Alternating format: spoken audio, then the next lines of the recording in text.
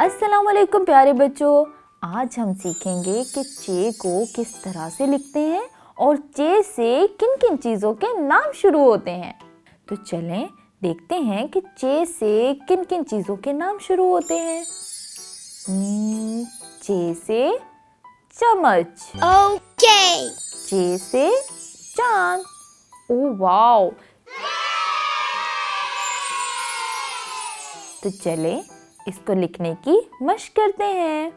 आपको अपनी किताब पे कुछ नुक्ते बने हुए नजर आ रहे हैं। हम सबसे ऊपर वाले नुक्ते पे अपनी पेंसिल रखेंगे और तमाम नुकात को आखिर तक इस तरह से मिला देंगे और इसके अंदर 3 नुक्ते लगा देंगे तो ये बन जाएगा चे।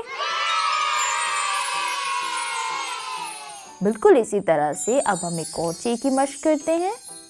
हम सबसे ऊपर वाले नुक्ते पे अपनी पेंसिल रखेंगे और तमाम नुकात को आपस में इस तरह से मिला देंगे और इसके अंदर 3 नुक्ते लगा देंगे तो ये बन जाएगा चे।